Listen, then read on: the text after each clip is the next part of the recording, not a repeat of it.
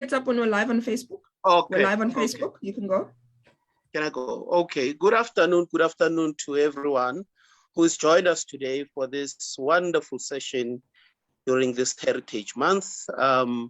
We all know that this is a very important month about our identity as a people, and the National Arts Council has found it important to also have a session where we continue to discuss and continue to clarify ourselves about our being, our identity, and about who we are. Once more, welcome to all those who are watching us on various platforms, Facebook, on Zoom, and other platforms that have been made available by the National Arts Council to join in this particular session. Today is a wonderful session we're going to have because I have, as panelists of this session, in fact, most of the practitioners and probably all of them who need no introduction, but for the sake of this session, we are going to introduce them. Now, as a matter of background and context, the National Arts Council, as part of commemorating the Heritage Month in this year, 2021, has found it important that we host yet another virtual roundtable webinar. And today it is themed Our Living Heritage. The webinar includes panelists whose work promotes, safeguards, and celebrates Indigenous knowledge and intangible cultural heritage. The work of panelists who are here showcases the diversity of our collective cultural, linguistic, and artistic expressions, and highlights the importance of unifying thread embedded in our collective histories and cultural practices. And so the goal of this webinar is to continue the NAC's momentum of engaging the arts, culture, and creative sector and its practitioners through virtual webinars. The roundtable will discuss and bridge the gap between cultural practitioners whose collaborative effort and their plight has been sent across the world as their work have been affected by the pandemic. Good afternoon. Officially, my name is Tsep Omashiane. I'm a member of the National Arts Council, and today I have been honored to be given a chance to host this session. But more so, it is a great honor for me to be able to facilitate a session with great practitioners in the cultural and creative industries in our country. And in the list of my panelists today, we have Mamhlengiwe Dube, who is an artist who specializes in beadwork and phone wire baskets.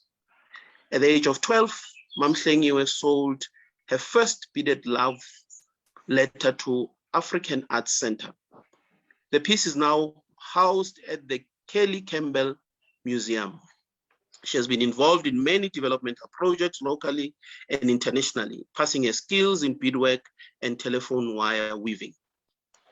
Additionally, Mamhlengiwe is an author of a book titled Zulu Beadwork, Talk with the Beads, where she tells the history of the beads and messages behind the beads. In the year 2000, Mamhlengiwe was bestowed with the Women of the Year Award in the Arts and Culture category for the contribution to promoting African art and craft in KwaZulu-Natal. That is our first panelist, and wherever you are, you can show your love by clapping wherever you are. Our second panelist is none other than Mbuso Khoza, a renowned and rare musician talent whose music is referred to as a delicate mix of deep cultural and traditional Zulu music infused with jazz elements. Aside from his successful solo music career that was launched in 2006, Mr. Khoza is known for his knowledge of cultural heritage that he shares with the world through many channels, including his theatrical presentations. Mr. Mbuso Khoza has performed in countries like Senegal, Burkina Faso, Portugal, Switzerland, France. His authentic voice and movies in soundtracks, in a form of soundtracks, such as the Summer Award winning album by Ndabo Zulu titled Queen Nandi, the African Symphony. In 2016, Mr. Mbuso Khoza founded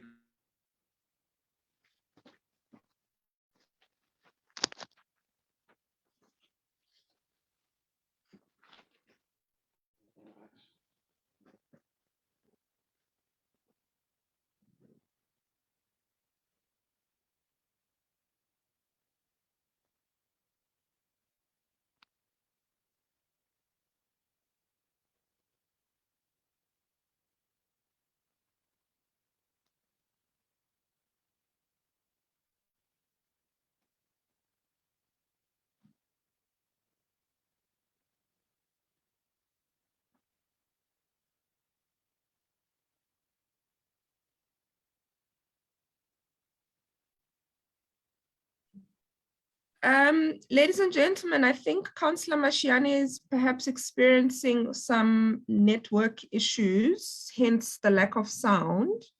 We'll try get him back on board in a second. Apologies about that. I think because of the rain, there's a number of network issues that we're all experiencing.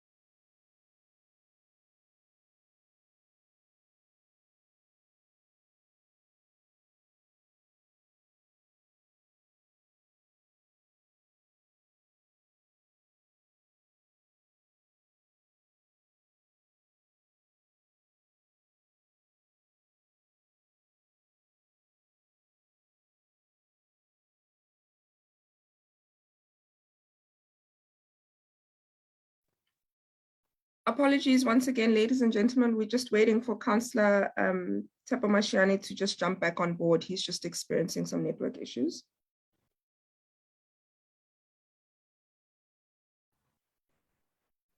I'm reconnected, Khonse, but I'm outside the house in the blowing wind now.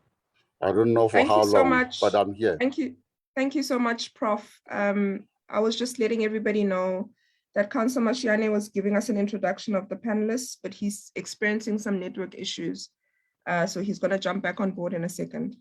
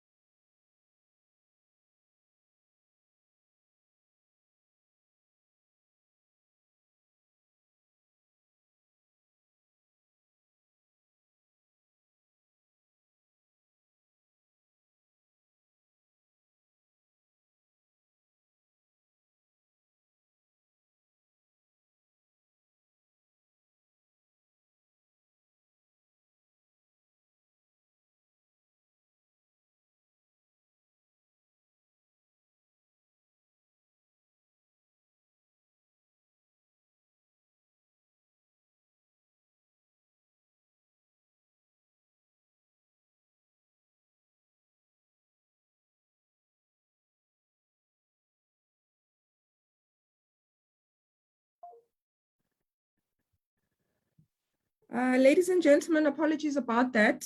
Councillor Mashiane is still experiencing some network issues. So for the sake of time, what I'll do is that I'll continue from where he left off by introducing the remaining panelists. I believe that he was busy with Mbuso Khoza's biography. So what I'll do is that I'll jump straight to the next panelist, Msaki, who is a multi-hyphenate artist with the titles of musician, composer, producer, and curator. And she is a musician who hails from the Eastern Cape. And she also, through her creative entity, One Shushu Artistry, she's managed to release some of her independent work and music under that label. She also has a publishing company called One Shushu Day Publishing, where she brings together her love for craft,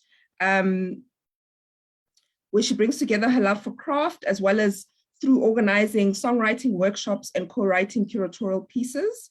And in 2013, she released her beautifully fragile debut EP called Nalitemba. And in 2016, she released her debut LP called Zanelisa, which was nominated for a Summer Award. She is also a curator, and she curates spaces, and she co-founded Riversong Collaborative Arts Festival, which is in the rural town of Hamburg in the Eastern Cape. She also founded Alt Black, which is a space that showcases the diversity and complexity of African music while assisting in shaping a collective identity for artists who straddle genres, referencing past heritage while searching for future sounds. So welcome to you, Msaki, and thank you so much for being with us this afternoon. Thanks for having me. And our fifth panelist who is joining us today is Prof. Makhuatsana. Apologies, Prof, if I say your name incorrectly there. He's a professor in the Department of Cultural and Political Studies at the University of Limpopo. He's a UNISA graduate, and he's obtained all of his degrees through UNISA, and he holds a Master's in Arts in African Languages and Literature, and he obtained that master's degree cum laude.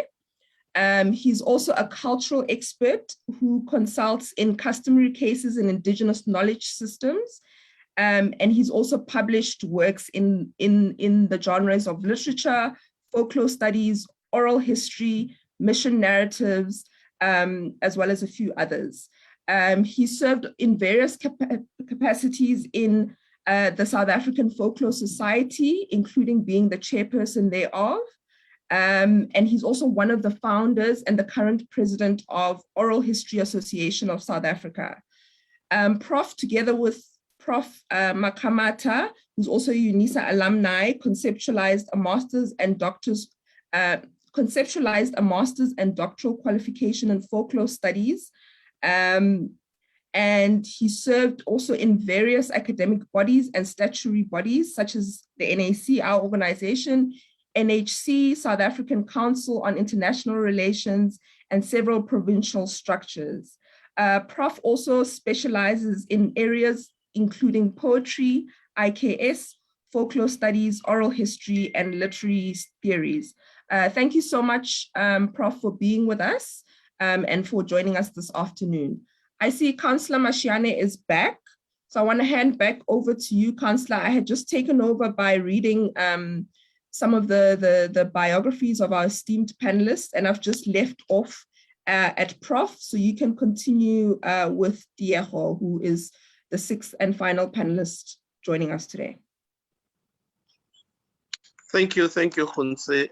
Let me also apologize for that inconvenience. I had a problem with network, but I see now I'm back. It's all sorted. My apologies to our panelists and all the viewers of this session.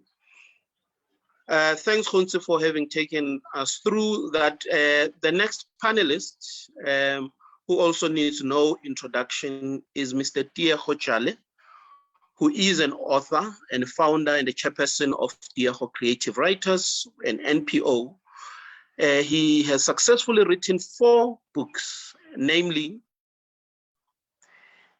Mishitoteto ya Segaresho, Setshwantsho sa Setjhaba,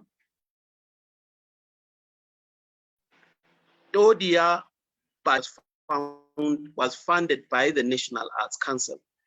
His poem, Nelson Mandela, featured in matric final question paper for 2016 and 2018 final examinations. Tiago was nominated for the Best Actor Sanka Awards in 2007. He won the second trophy for Cultural Calabash in 2003 under the discipline of poetry, and was chosen for the Best Assembly Work in the Naledi Awards with the Youth Trust in 2011.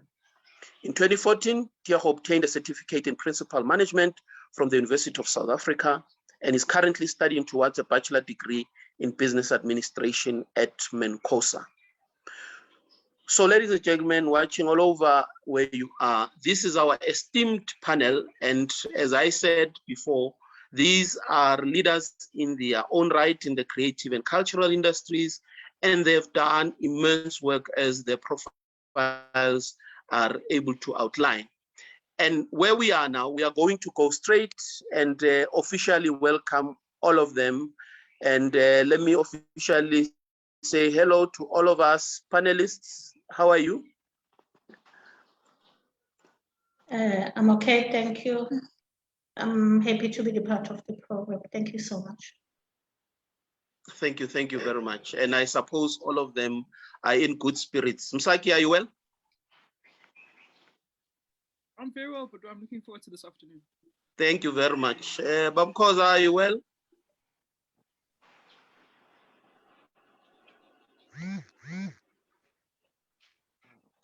Prof, let me check you and Tate Chale if you are all well. From my side, I'm well. I'm struggling with connectivity as you do. Okay. I'm basking in. I don't know whether you can bask in the wind. Okay, let's hope that. Let's hope that because of our spirits are high, everything will just go well. Even on my side, I'm struggling, but I suppose we all understand the challenges of connectivity from one place to the other. Now, we are meeting here today, panelists, my esteemed panelists, because we want to continue to discuss, have a conversation about our own identity, our heritage, and of course, to continue reminding ourselves of who we are.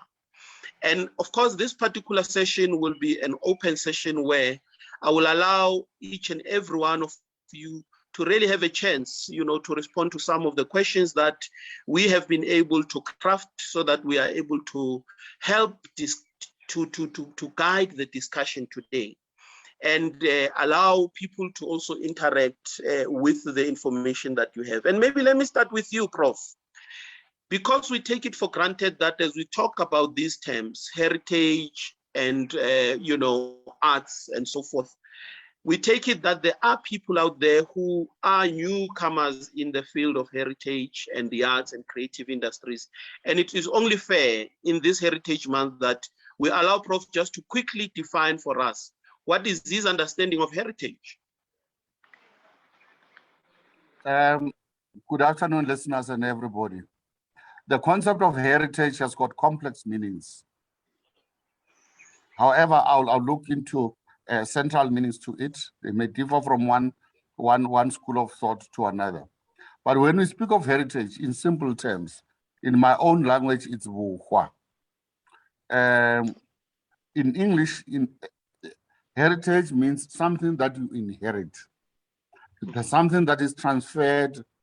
It's part of a legacy transferred from one generation to another. Sepedi concepts explains it much better for me. Wohwa is connected with wohwa, death. What it means is your ancestors have had this treasure and they have protected it. And in their struggle to survive, they made sure that it will also survive. And therefore, they defended it with their lives. And they will protect it with their own bodies and their souls. They will die for it at all costs. And therefore, so that they will pass it on to the next generation. Therefore, if somebody died for a treasure and handed over to you, bequeathed to you and you lose it, you can see how much damage you are causing to a generation. Our responsibility as the inheritors of heritage is to protect it, because people have already fought for it. But if a situation comes that we have to defend it, we will have to defend it. But our responsibility is to look after it, make sure that we pass it over to the next generation. Therefore, heritage by itself encompasses everything that relates to human life, both tangible and intangible. It starts with your religion. It starts with the way, with your culture, the way you do things, how you do things, and why you do the things the way you do them. Therefore, it goes into the environment that the rivers, the mountains, the things that no person, no single individual can own. A heritage is shared entity. It's not owned by the individual. No one owns a river.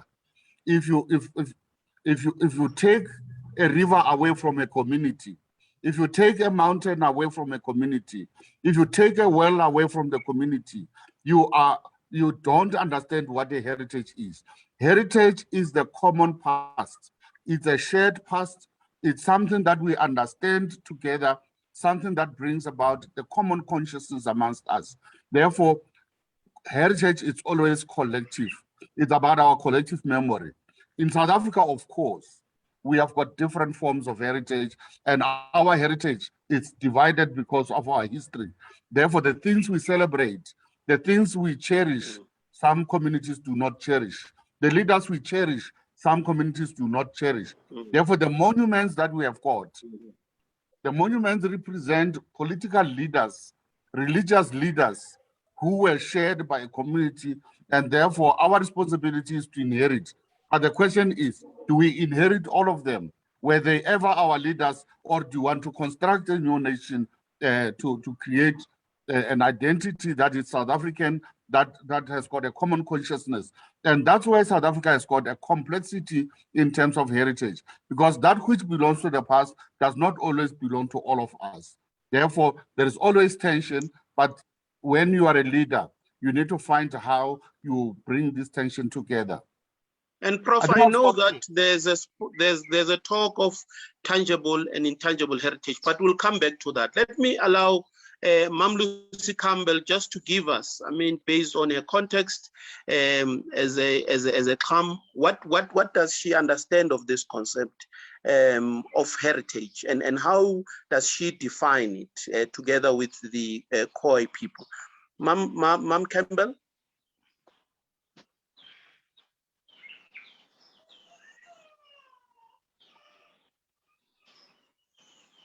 You can unmute yourself, Ma.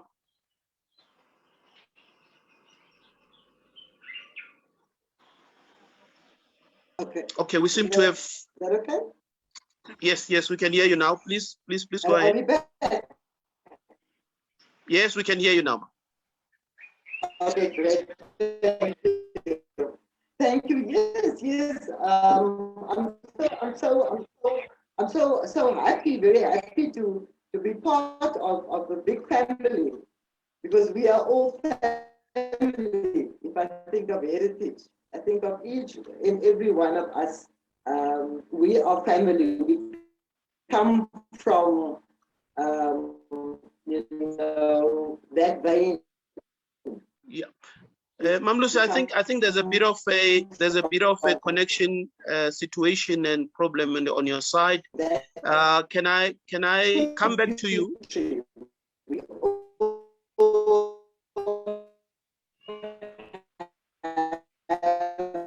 Mam Campbell, I think we're struggling to hear you. Can we give you a bit of time? We will come back to you. I'd like to share with you, I'm also starting to learn the language.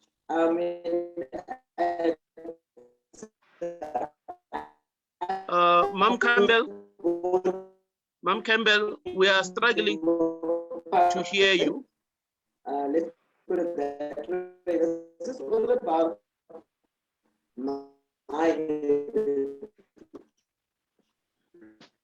Okay, let me take this opportunity and allow Sisi Saki to make a contribution. Ma'am Campbell, can I request that we come back to you? We don't hear you very well. Your connection is not so well. We'll come back to you. Can I then take Sister Saki just to take us through in terms of what her understanding is of heritage? And I suppose from a perspective of young creatives, there's a lot that we can say, and having been part of a community which in itself is rooted in a particular heritage, there's some form of influence that has influenced their work. And maybe for you to just explain to our audiences your understanding and definition of what heritage is and what it means. For me, it's a cornerstone of creativity. We have inherited so much wealth. When we look at what we've received through artists like Makuluma Dosini, what we've received through Mambusi Mhlongo, I think. Yeah. Please just increase your volume a bit, Sissy. So yeah, just a bit. Much better. So I think for me, just as a young creative and as somebody who's unlearning a lot, we come from a space where we've had, presented as privileges as education systems that don't deem our heritage important. So I find myself with a lot of group of artists and people my age going back to the past and now unearthing the riches that Africa has for us, that our languages have for us.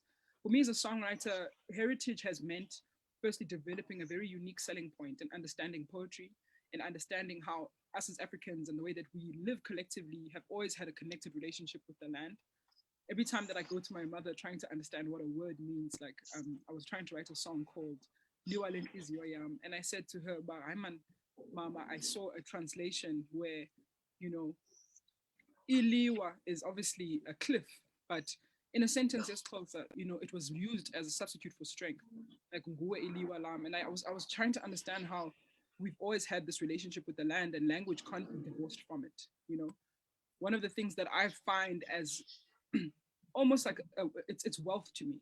And the fact that we've got such incredible elders in the music industry, in poetry, in drama, that are just willing to be living archives and that want to pour into us and pass on and teach us what they know. I cite people like, Tamkuluma Dala Gunene. I cite people like Dosini as people that are just like, Bandona Bam, Dinese Sipiwo. I have this knowledge that is waning. They want to pass it on so that we can have it as a reference point, even if we go and take it into electronic music.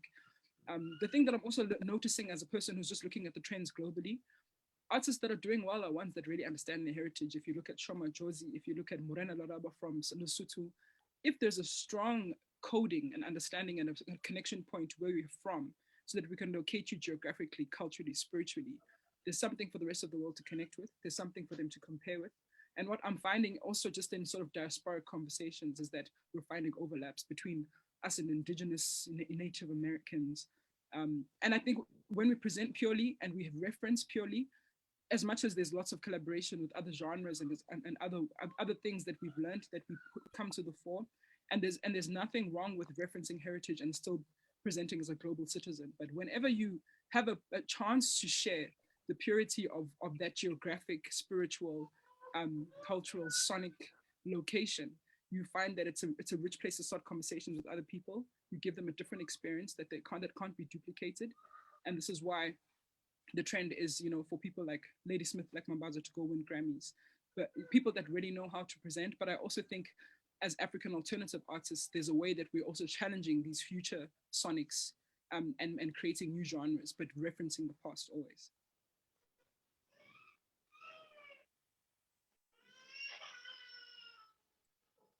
Mouthful, System Psych.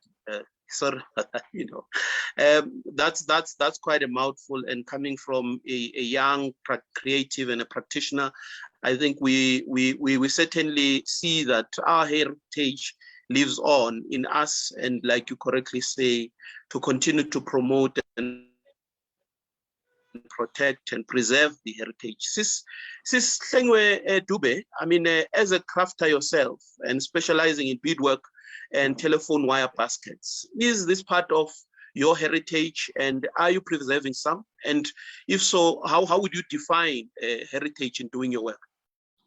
For me, heritage is a legacy rooted in our identity. And one you can pass from one another to the new generation as crafters' heritage, because we restore and preserve the culture through our talent, and our talent which we share with young people. In fact, all the crafters or amaciko are more involved in preserving our heritage. The musicians, they do it through the music. The poetries, they tell stories about our cultures, and the storytellers, like, for example, as I've said, legacy that passed to one another. It's the same like the grandmother collecting all the grandkids around the fire and telling stories.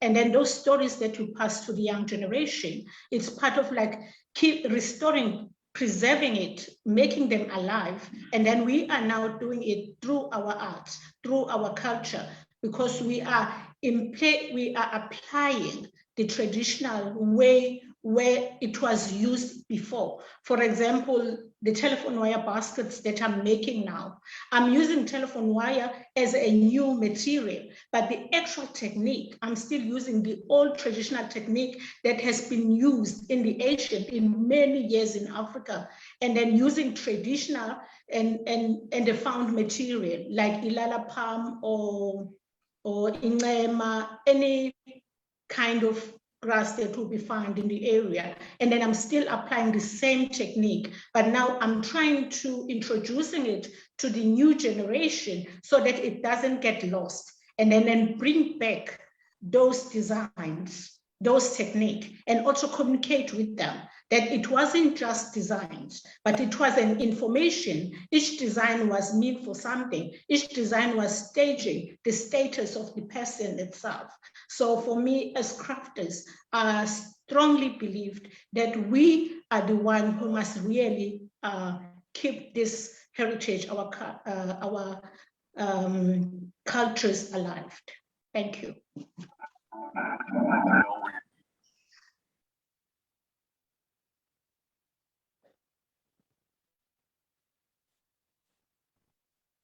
Councillor Mashiane, you're muted.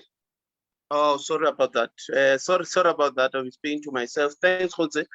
I was saying, Ma'am, thanks for that. And I think it gives a proper context in also understanding biodiversity with regards to heritage. You know, today we are using telephone wires, but previously, I suppose a lot of, you know, grass was used to also create beadwork, and in there would be a fusion of both the skill in terms of human heritage preservation, and also using grass and other forms of plants to ensure that we promote and we preserve our own heritage. Ndate Jale, as a writer and an author, and through your books, which I've noted, you know, even their titles are in Sepedi. What heritage are you preserving? And when you write these books, do you intend in any way to preserve and to promote the heritage of a people? Ereko leboga Koni ke leboga le badirishane mmogo ka nna ke re jwale ka mongwadi kudu monyane wa direto tša Sepedi ke ngwana dipuku tše ke sa tse gore ke a kwagala na Wa kwagala ntate, kwagala pele. Ge ke ngwala dipuku tše tša Sepedi ke šomiša bokgwa ba rena, a ke re nako ka moka ga yona ke šomiša bokgwa ba rena, ke šomiša maina a dinoka, maina a dithaba, dikošana tša kgale le mebotwana e le ra botse ke ya kgale. O ka gopola gore dilo tša go swana le heritage ke bokgwa bo le gore gabotse bo fetišeditšwe go rena dika tše le kgone tše le gore gabotse re a di berekiša le diema ke tše le gore gabotse di fetišeditšwe go rena maina a bana bao le gore gabotse re ba thea ona ka gae ke maina a le gore gabotse re a tšere molokong wa maloba le kgono re bitša bana ba rena ka mabitso awe ke fe mohlala ntle le go senya nako ka re nako e re eme ka phefong lapeng lešo re na le bakgala ba go etša bo matidi lapeng lešo re na le bo matsobane lapeng lešo re na le bo sekweri re na le bosulaula bakgekolo re na le bo shatane le bo mashaiana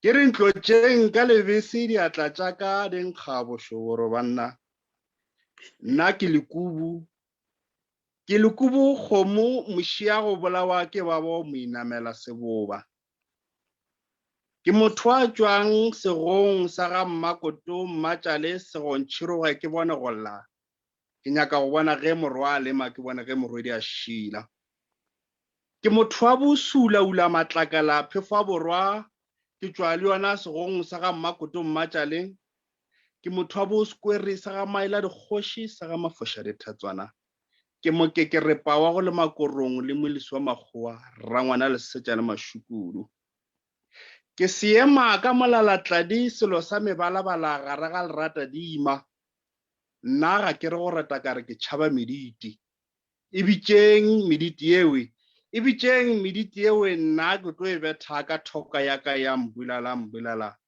thoka ya ka ya go tšwa thabeng yela le yelang thaba ya matome le mmabolelo ke motho wa bontsepa matsepela tsepe ditsela diphosa tsa mamphaka di a ja ke montšha matšholla mojaje le thakeng ke a thakolla thakga tša bothaba di pheta masogana ba re thala kobi kwena thala kobi thala kwena thala kobi thala kwena auwi a re ba je ka boripana pele ke tša mogoma ko bušetša go wena heritage ke go šomiša maina a ile gore gabotse e ba šomiša nakong yele ya kgale rena ba generation ya gane jwa tšore swantse gore tswele pele re a šomiša ke a go leboga awa ntate tšale re a leboga a ile gore batho a ba go kwa o define heritage ka tselena ke bona ba gore tshwanetse ba gutlele morago ba go utlwisitse pila ka gobane di-video tse di a recodiwa ba tla ira gore ba tlhaloganye gore ntse o reng re lebogile gagolo ka that introduction. I am made aware that Mr. Mbuso Khoza has got some connection problems, and we will certainly get him on board as soon as his situation is corrected. Mam Lucy Campbell, let's come back to you, because I think your input would quite embrace the whole input that has been made in terms of defining heritage. And from the CLAM, would like to know how have you preserved and continue to defend the heritage of the Kham people and the Khoi people. Mam Campbell?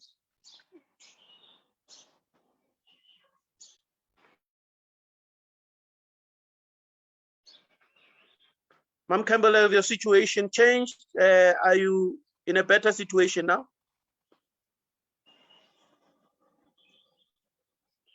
Okay, we seem to be having a problem as well with Mam Lucy Campbell, who in fact would have given us a much also stronger input with regards to heritage, taking from, yes. Okay, are I you, think we can look at that. Yes. Yeah, I think you are much better now. Let me give you a chance to make an input. Oh, great. Are you guys okay? Yes, we can hear you. You can hear me, yes. I'm just so happy to be part of this panel because, it's very seldom that I get to sit down with family, with family outside of the family. What I'm trying to say there is the story of the Kham people is the story of all of us.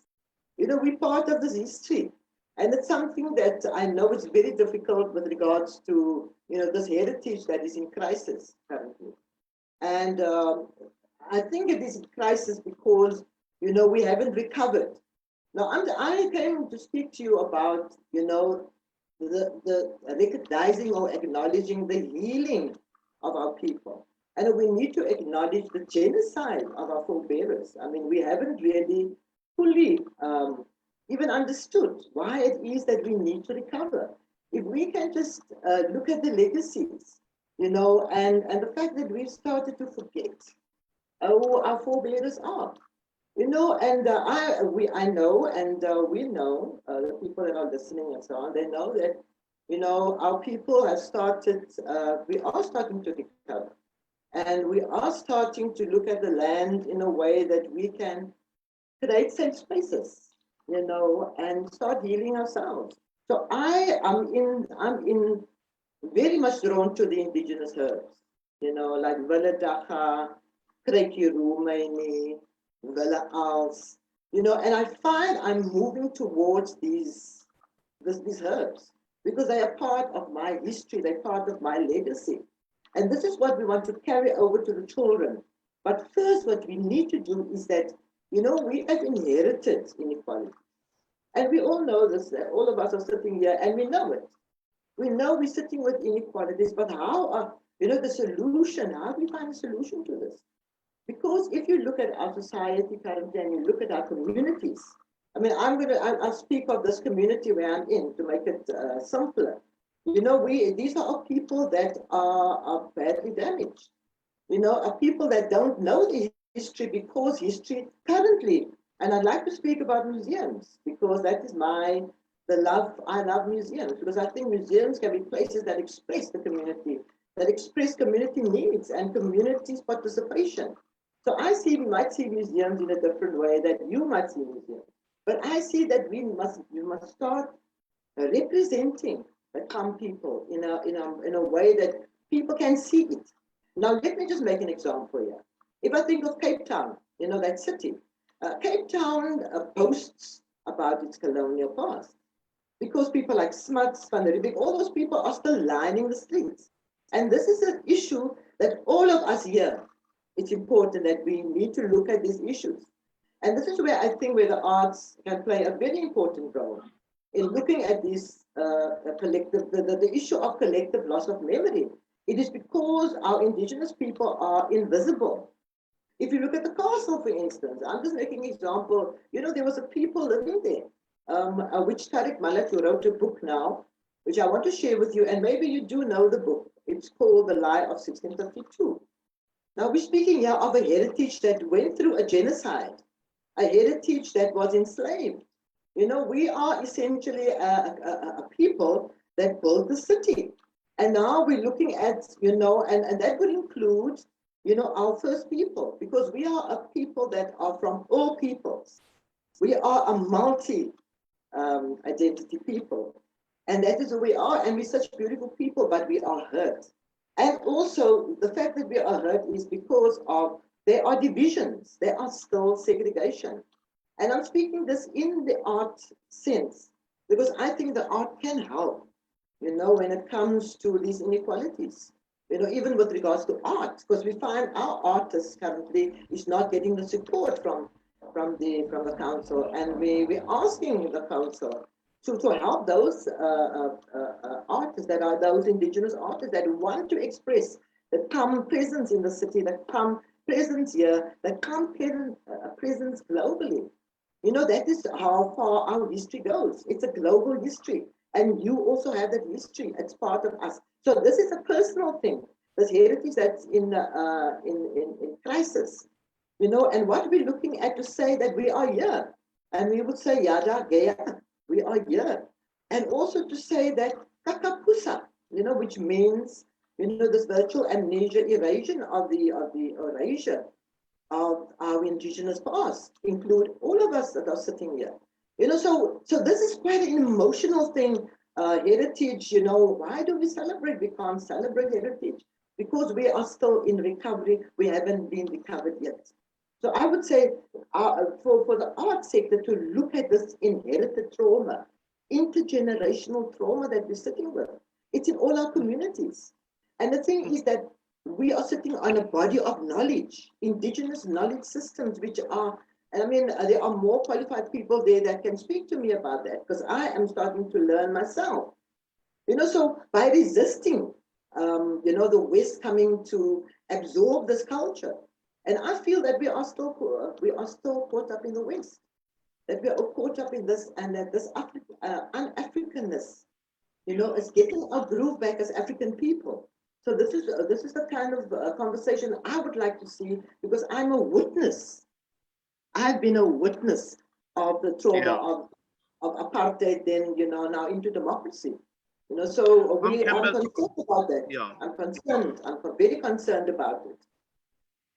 Yes. Ma'am Campbell, you couldn't have articulated this better. And what I take, and quite serious for me as a concern, is that when you say the community has become invincible people, so it follows that even their heritage becomes invincible, and it means that at some point, if not protected and preserved, heritage in itself can then become absolute.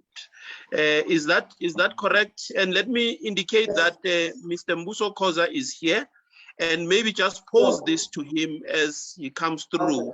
Bab Khoza, Sanbona, from your perspective, and the work that you are doing, I mean, your fellow panelists have articulated what heritage means.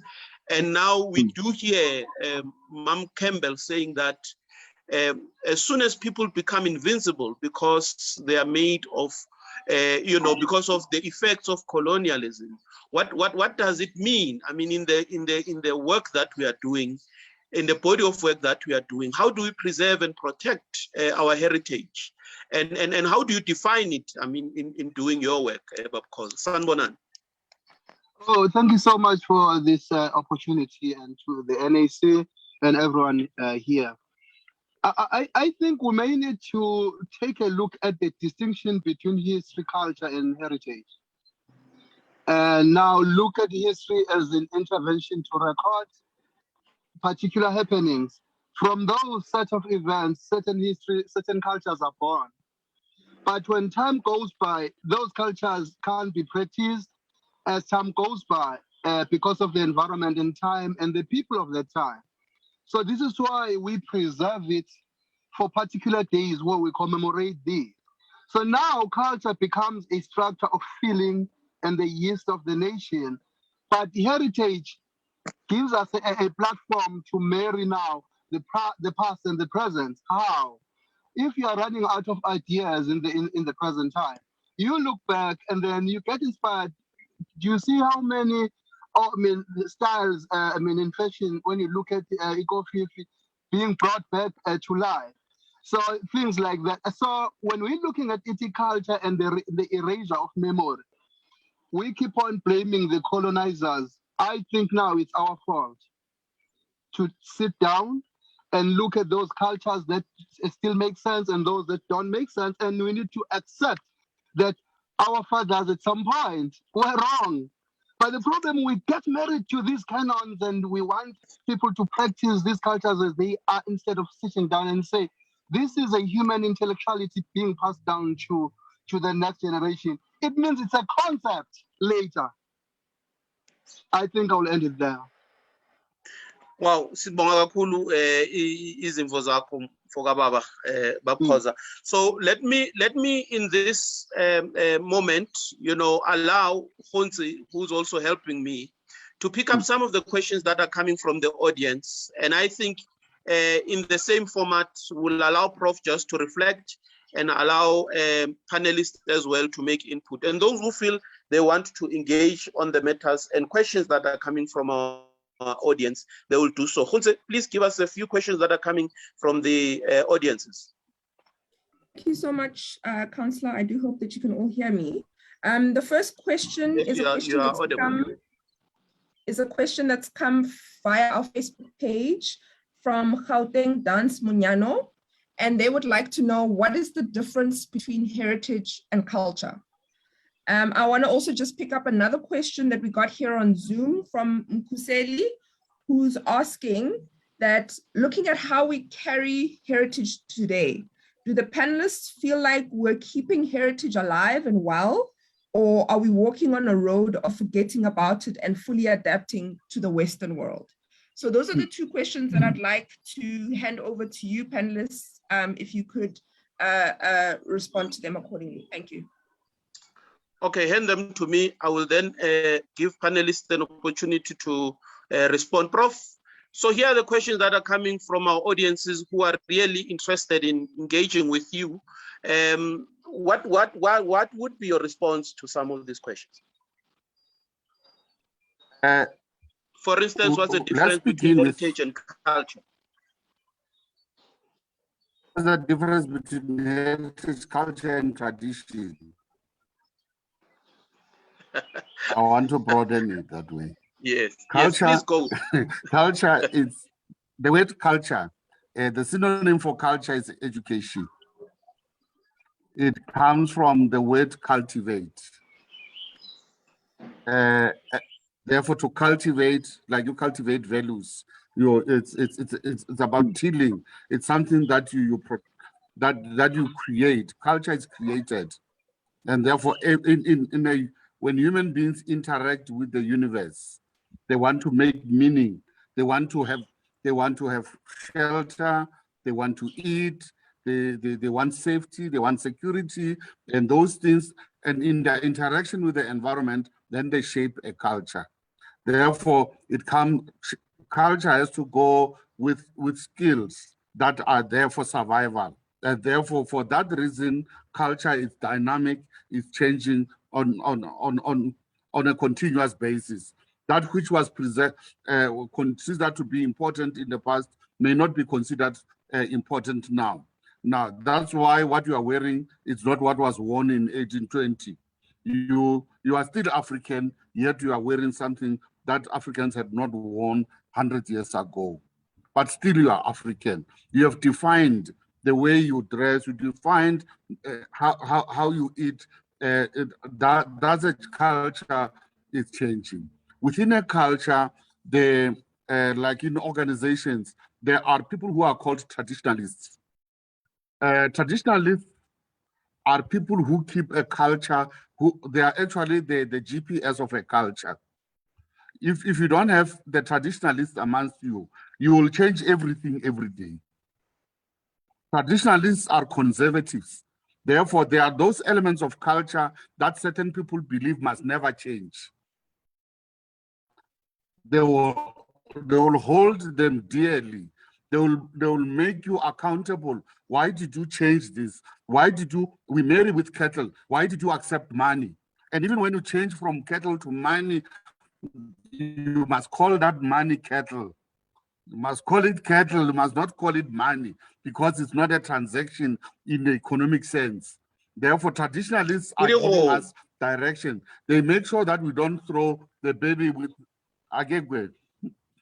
Ba dira gore re be le tsela re ska ra latlha tse re be di swere e ke dikgomo le kwa di-diceng ke dikgomo ba petša ka dikgomo le ge ba petšitše ka di-2 ranta ke dikgomo di-dice tsela ka botsona ba petša ka dikgomo le tšhelete ba petšago ka yona ka gore jalo setšo se a fetoga nako le nako eupša go na le what we consider to be traditions. Traditions are those unchanging aspects of a culture.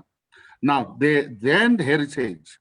In the moment of creating a livelihood, there are those aspects that are so meaningful in a culture that need to be preserved, that have shaped our identity, and therefore those are part of the biosphere, are part of the environment, are part of what we have learned, part of the things we have done in the past that we want to protect forever. And that is heritage. And those things that we carry over to the next generation becomes inherited and inheritable, and that's our heritage. But if we, in contact with other people, we tend to lose part of our culture and part of our heritage. The risk of the global world is to be lost in the din, in the sounds, in the crowd, and you must not be lost in the crowd. I'm afraid if in the global village there are no villages and there are no tongues of the villages, there are no dress codes for various villages, and in the global village there's only one village and one group of people, we will be lost. Therefore, we are at the risk of losing our identity. Yes, Bob. I'm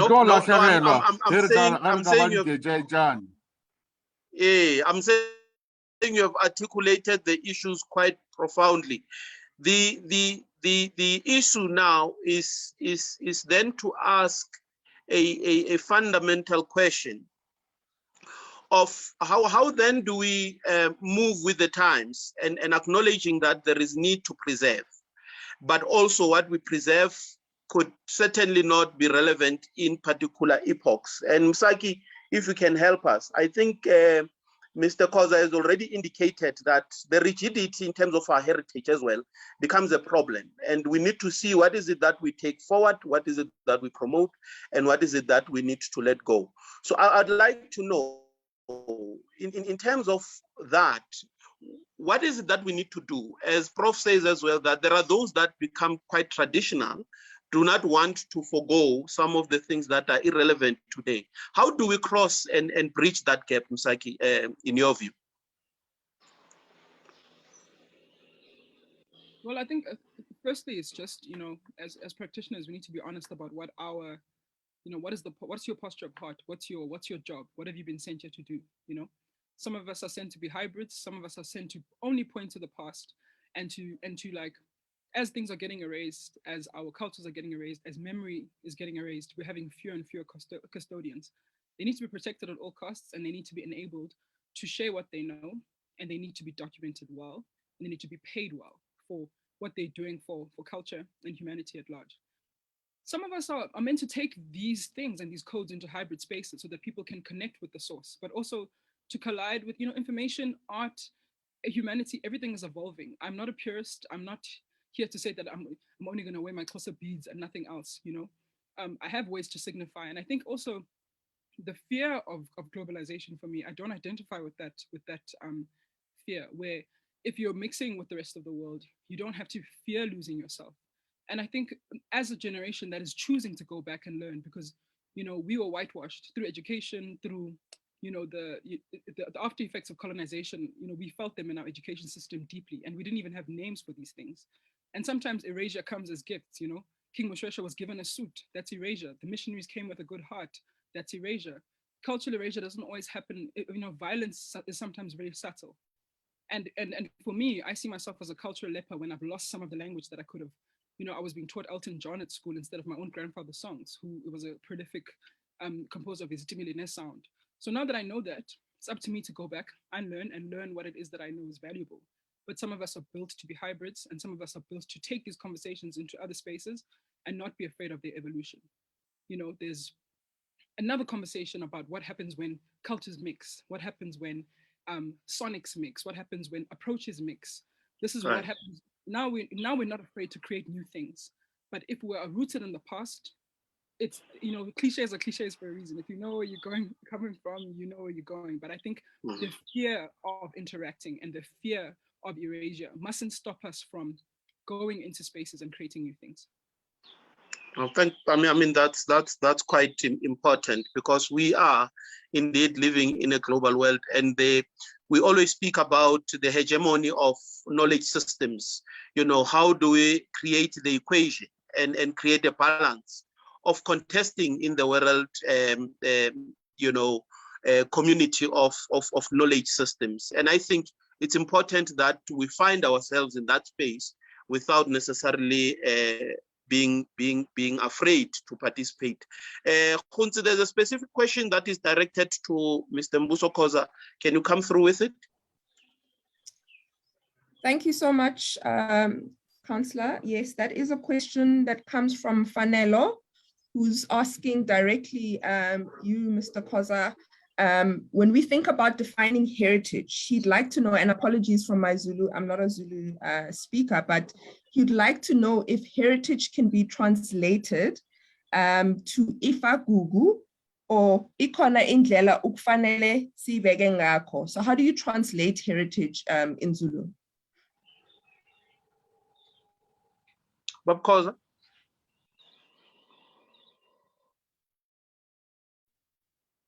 Abadinga ukwazi ukuthi uma kumele usicacisele ngesizulu sibeka kanjani iheritage kuthiwani uma kumele usikhulume nabantu singasebenzisi ilanguage yesiLungu uyibeka kanjani bantu?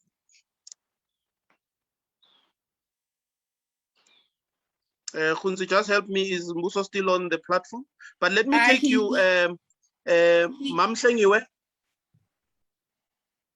Heritage in Zulu, we pronounce it amagugu. So it's igugu. Igugu. Yep. So uma kumele abantu uma kunentsha la esimamele ngendlela boyibeka ngakhona ngesiLungu uma uyibeka ngesizulu nje ukuthi fahla nalapha ungathini nje 1 or 2 sentences ukuthi iheritage into enje kumele sikwazi ukwenza kanje. Kumina iheritage igugu lesizwe, igugu lezinto ebesiphila ngazo, into esikwazi ukuthi sisuse sikwazi ukuyidlulisela nakwabanye ngendlela ebesiphila ngayo before. So into eyigugu, it's more like precious, into protectayo. So into iprotectayo ukuthi inganyamalali. So ukuze inganyamalali leyo into leyo kufanele ukuthi uhlale njengeqanda, angazi ngingachaza ngithini kodwa iba njengeqanda like i-treasury yakho igugu. So njengami like njengomZulu for example mina icraft yami iyigugu lami, so angifisi ukuthi inyamalale. So that's why ngiye ngisuke ngizama ukuthi ngisherishe nalabo abaseza emva kwami ukuze inganyamalali. Awu wayebeka kwazwakala manje ngiyakholwa nazo na intsha ela kuyo le ndawo esikuyo izwile. Miss Campbell, I think just as we're going to the close of this particular wonderful session, we're celebrating Heritage Day. For those who've just joined us, this is a session for the National Arts Council. We are celebrating Heritage Day, Heritage Month under the theme, The Living Heritage, and we have invited panelists whose work has been renowned across the globe, and we want them to share with us some of their views and their conversations around how they themselves celebrate heritage, but also what is it that as a people we need to do to continue. Mam Campbell, I mean, you've given us quite a strong preamble in your input. So with regards to the status quo of a people of Xam, what is it that needs to be done? And I'm asking this because we're in a platform where there are various institutions here who must then take heed of what you are saying. What is it practically that we need to do to celebrate and commemorate and preserve the heritage of the Xam people?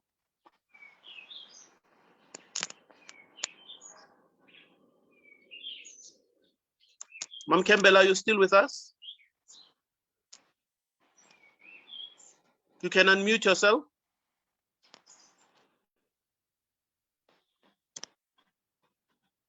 We seem to be having a problem. Okay, Dave. Yes, we can hear you now. You can unmute yourself.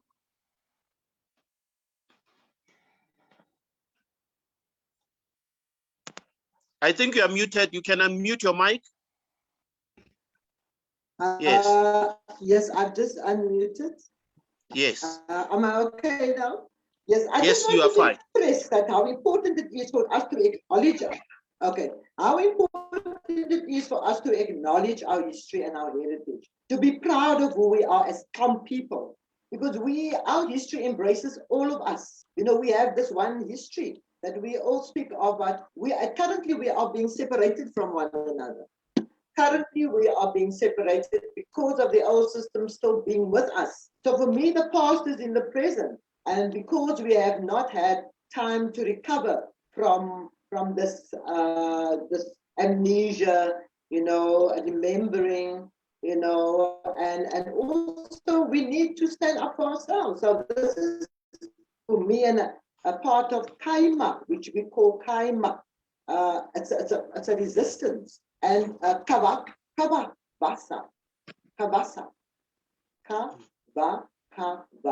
which means restoration. And this is what we're looking for. We're looking for more inclusivity, which we are not getting currently. So the healing is very important, that we don't burn those bridges between Bonteheuwel and Langa, because essentially we are still divided. So this is where this government, we did not recover. So we need to understand that. We need to heal. So we are in the practice of healing currently. So that's why the indigenous knowledge systems, the indigenous knowledge, the herbs, that our people don't even know about. Museums should change the interpretation.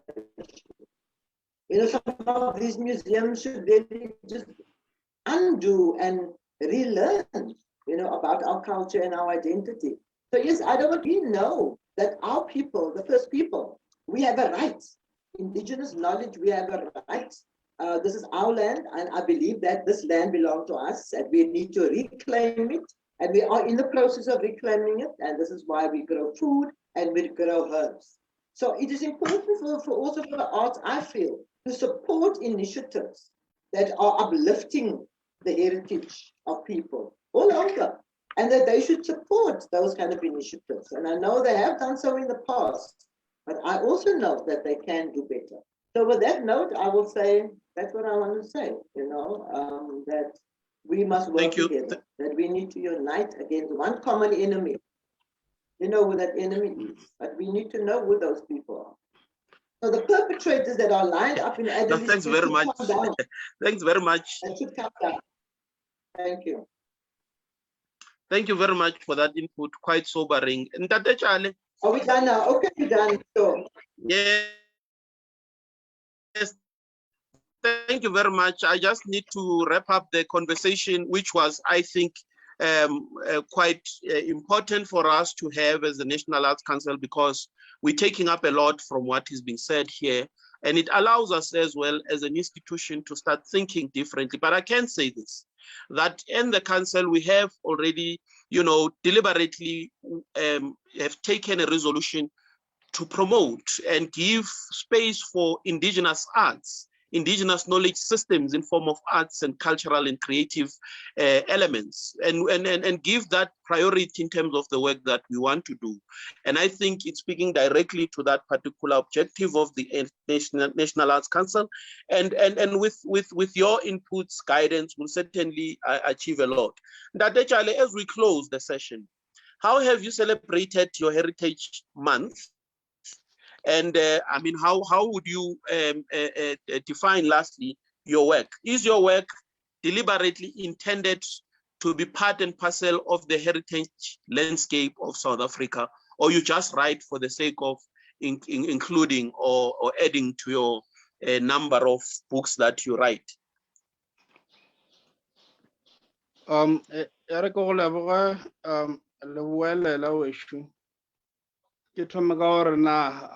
did I celebrate my heritage?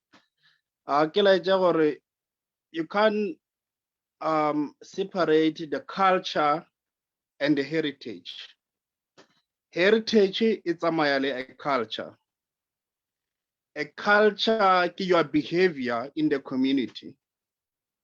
And the heritage is something that, as Prof said, that you cannot move it away, the mountains and everything.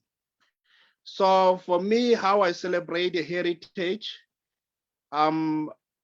each and every year in my community of Sibitiela in Limpopo province, Magushwane, we have a traditional dance called the NAC. Rebale the NAC each and every year. I think this year it was for the 5th time, if I'm correct, and that's how I celebrated this Heritage Day. And at the past, what I do immediately after the Naka dance, ke tšea morwalo wa ka ya thabeng tša ga Mmamabolo ka ya kerekeng. That's how I celebrate. it's a part of our heritage. The churches is part of our heritage. In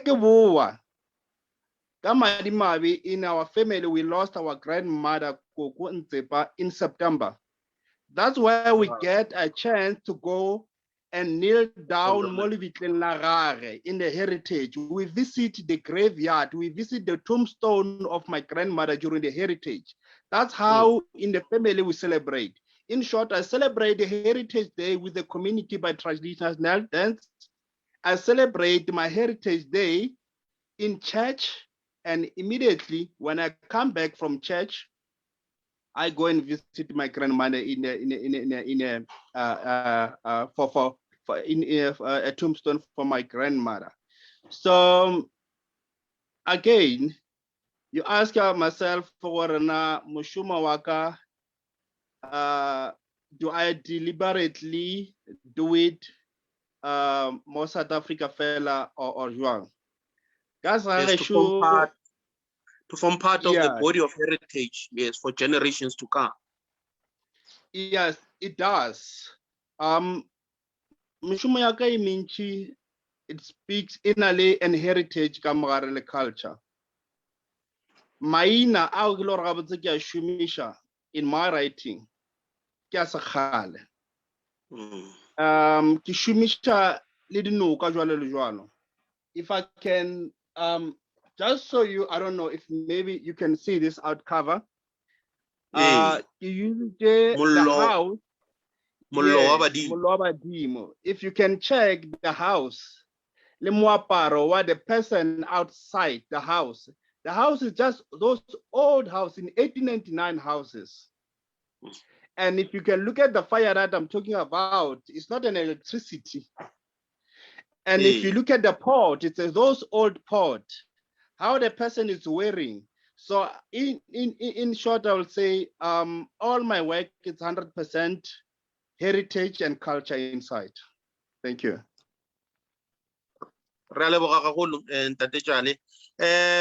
Sis Msaki, when you write those songs, when you start going down and writing, is it intentional that every song you write must form the body of the body of heritage in South Africa and the world, or you just write songs for the sake of it? And as we close, just tell us what is it that you've done, you know, celebrating Heritage Month in your space. Okay, great. No, I think it's, you know, I also don't even feel the burden of over-articulating my Africanness, because the search for me, I think people are also feeling the fragrance of me searching, you know, for myself and land and windows asekaya in every way, as a language practitioner, as a person interested in culture and creativity. It's blessing me. So when it comes out of my pores when I'm writing, even if in Dipala, Kenyan language, I think even the way of thinking, the way of putting words together, the understanding of idioms is, you know, is tete. Even the love of like speaking idiomatically. I think that Abantu Besintu have got a beautiful way of understanding language, and the way that we speak is poetic already. So me referencing that and having this as a love, having creativity and songwriting as a love, something that I've fallen in love with. I can't help but draw from Ubuntu Bam, you know. It's not an intentional thing. Sometimes it's intentional because I'm trying to search a story that I don't know. I'm trying to research something. I'm trying to use words that I wasn't taught, you know, because of the schools we went to. But yeah, there's a lot of intention, but also some of it's coming from me because I'm African. It can't be denied, and it's coming out of my pores. How I've celebrated Heritage Day, I've had the complete honor of trying to, through my sort of independent artists entity, we've tried to re-release Makuluma Dosini, returned, it helped her get ownership of her masters back to her. We've honored her with a mural through our distributors Platoon that distributed from my independent stable of friends. And so, yeah, they just did a beautiful mural. They asked her to curate a playlist. That she's being honored in her home. She's been given a space at the Berlin Jazz Festival in conversation with Undutuzo Makatini. Wow, wonderful. Usisonga Papu, a writer and a thinker and a cultural practitioner. and a healer. So yeah, there's just, she's been my focus. We're also trying to get further in raising funds for her home. And yesterday in an art auction, very generously given art pieces by other young African creatives, we raised about 200,000 Rand to go towards her. So she's kind of the focus for Heritage, so that we can love her into a nice soft life for the rest of her days. Yeah. Wow, Msaki, thanks for everything that you've been doing, Sissy. I know you've been doing a whole lot of work. You know, without boasting, I know we've done a lot of work as well together. And I think this is a type of young people we need in our country to basically preserve and be jealous about the heritage that we have. And do pass our greetings to Mama Dosini and the team, and we hope that they fare well, and we would like to thank them for the work that they are doing. Babkoza, I wonder if you are back, but there was a question which was well articulated by Umam Dube. But in closing, Babkoza, how have you celebrated Heritage Month, and what work have you been doing?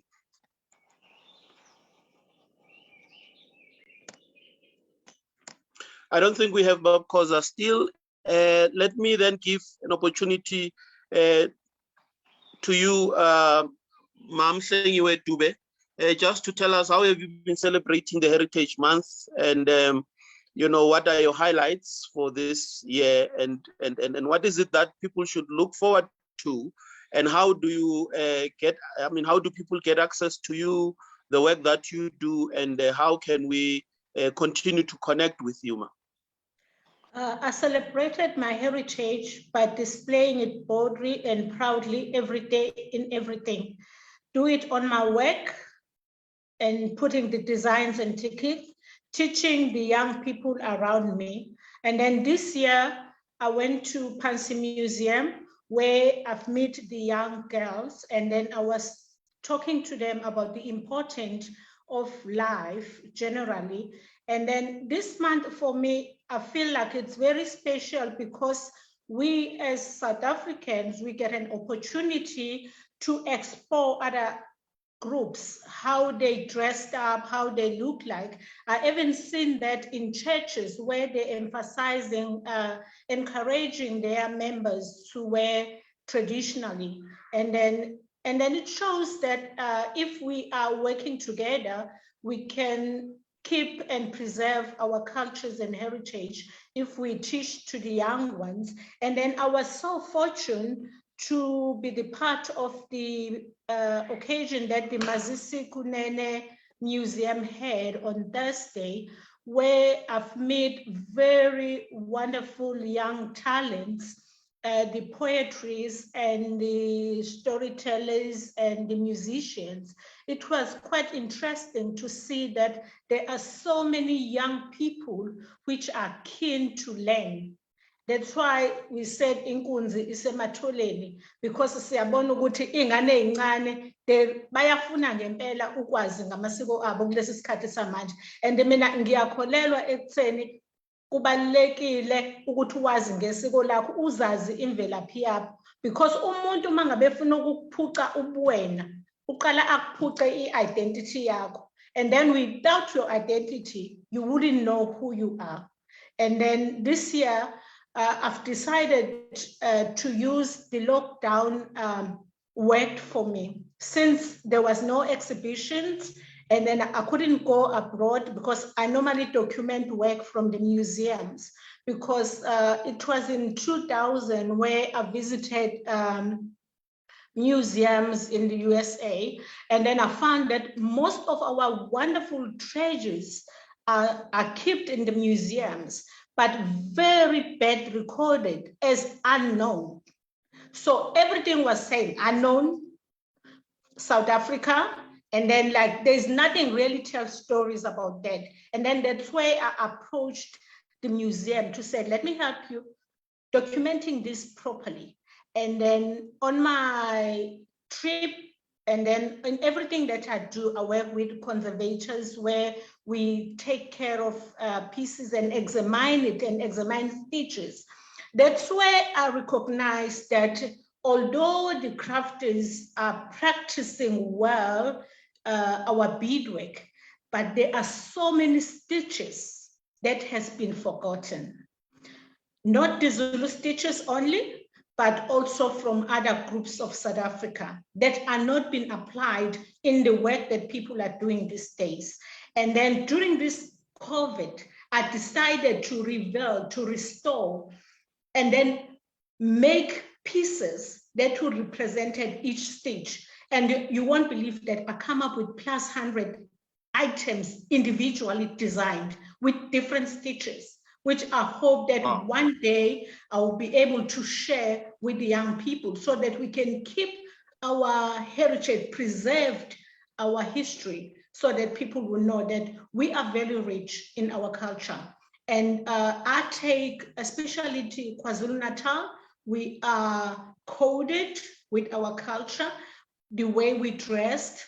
It's not that like we are just Zulus. It's very easy to identify people which part of KwaZulu-Natal they come from by the way they dress and the way they speak. Although we sound as Khulumi Zulu, we all Zulu speakers, but the way we pronounce it, it's very different because it depends which part of the rivers we come from, which part of the mountains we come from. And our designs also, they're based on the mountain and the trees and the rivers around us. So that's why I love heritage. And then this month for me, it's really important because it really reminds us who we are.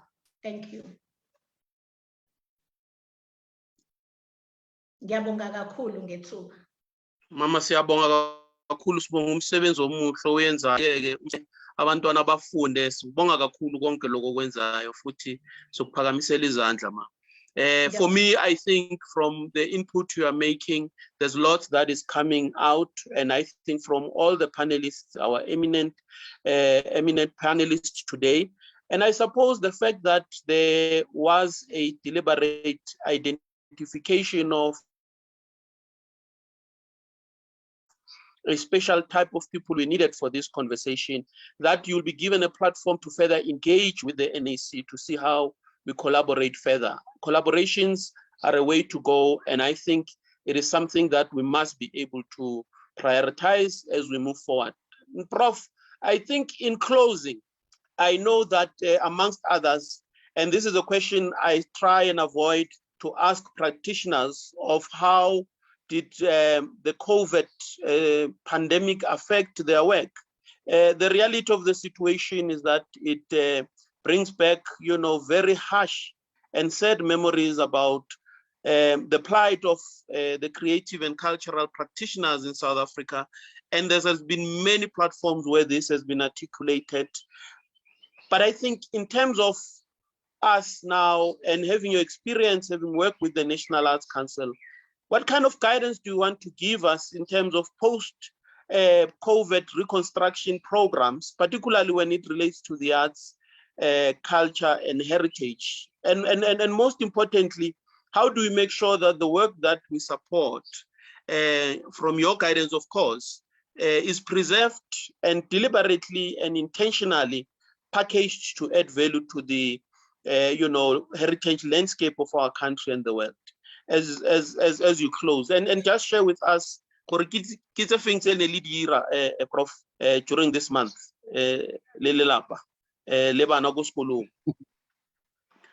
Okay, I first I take delight in the fact that the council still prioritizes indigenous art forms, because it is very important that the art forms are protected and are promoted, because they are at risk of being lost.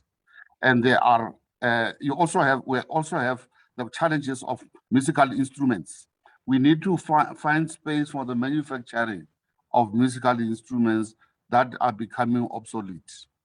And because once the instruments are obsolete, the music and the performances will also disappear. Secondly, something that we have done, which we put as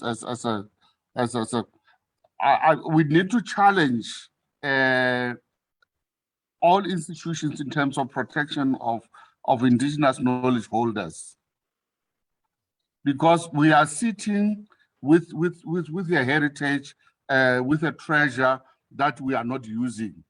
And as we offer bursaries, we want to offer bursaries to people who go to traditional or conventional methods of learning, to institutions such as universities of technology or universities or to TVET. But we forget that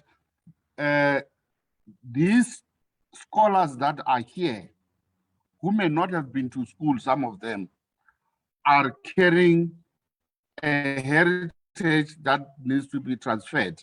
We need to see Dr. Esther Mahlangu as an institution and be able to take artists to do a learnership with Esther Mahlangu. And we need to train her and people like her how to deal with these people, because they have not been trained to deal with a school. In this case, we establish them into our own indigenous schools, that we are taking people there for a particular time. We set contracts with them. And luckily in the National Arts Council, it's there already in the policy. It has just not been implemented with the bursaries. And I'm looking forward to a day when bursaries are offered, that it's implemented. We need to work out a mechanism of how we're dealing with that. And I'm available. I am ready to assist in terms of how we can shape up some of these ideas. Because there's no way in which we continue sending students to London when you have got Noria Mabasa here. And when you go to Noria Mabasa's house, you'll find students coming from Germany, coming from France, coming from learnerships, but you don't find South African students. Why? It's because in South Africa, we don't value people. And remember, in South Africa, arts and culture is compulsory up to grade 9. Yet we don't have teachers who are trained to do arts and culture. And where do we begin? We should create a second, a cadre of teachers who have to go and teach arts and culture. And we have got artists who have studied other subjects, who have got degrees in other subjects, who can be taught for just 1 year how to teach arts and culture. And in that way, we are broadening the skills and we're giving also job opportunities to the unemployed artists. I'm coming to COVID. COVID has taught us lessons. We were shocked, but it has taught us that there is always another way to do things. Artists need to be introduced to technology. And there's need for funding for that, for artists to learn the new technologies. We should not blame them for not knowing the technology. We should advance them, we should enhance them, we should support them so that there is another way of doing it, and so that they can even market. They can use the technology also for selling their wares. And I think this is COVID, despite the negative forms, COVID has changed the way we work. It has changed the way we respond to each other. It has changed the way we meet. It has changed the way we teach. And therefore, these new dynamics in the art space need to be harnessed. And let's forget about complaining. Because we can complain all year round, but we need and use these opportunities, but we need to get funding to support the artists in terms of growing a new generation of artists who understand the technology and who use it to their benefit. Prof, thank you very, very know how much. I celebrated. Oh yes, just a quick one, Prof. As I close, I think I know you are quite a jovial person who does a lot of dance from time to time. I hope this time you did not dance a lot, Prof. But what did you do, Prof?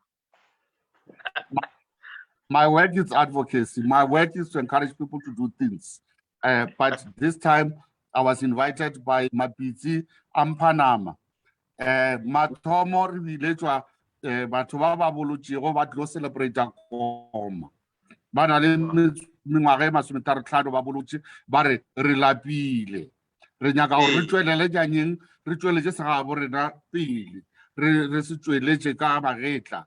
ke hlile le bona ra hlwa re itsheba ra ba ra itsheba le ka tšela jaaka boitshebong ka gore bo go sena bana re kgona go bolela gore ge bogolo bo tlile bo re tlabile re ka dira eng le gone ke bolela ka go kgetha ka gore ke a tseba re go theeditše le ba e le gore e sa le meganyaganyane nka se di bolele le tša boitsebo ke a leboga batho beso. Prof, we truly affirm your work.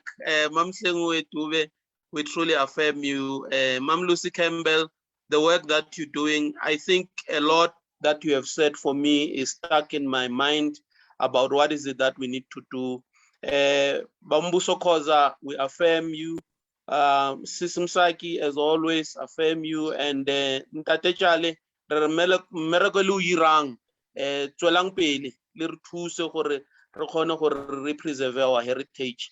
And I think, Khunzi, I don't know if you want to say one or two words, but also to say your last words. And we'll then close the session, which I think was quite profound from where I'm sitting. And we truly want to thank our eminent panelists who've taken time to engage with us, continue to, build a nation using their foremost art forms and crafts, and also representing us in the world as a community of nation as well. And we honestly need as a council to look at how do we strengthen relations with these eminent crafters, musicians, writers, and of course various practitioners from various disciplines. And I can only hope that as the NAC publishes adverts for call for applications, as panelists, you also apply so that we can build from that moving forward. And we'd like to encourage as well practitioners who have got ideas on engaging on matters related to arts, culture, and heritage to engage with the NAC to see how we could take the discussions and conversations forward. But with that said, Khunzi, let me give you an opportunity and really thank also the team that has put this together.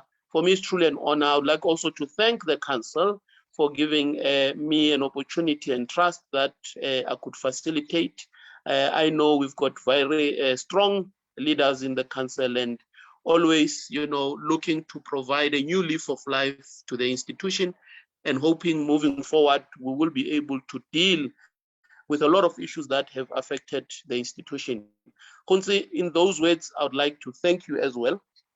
And if you've got any other words, I'll allow you to then officially help us with inputs and we will officially close. Khunzi?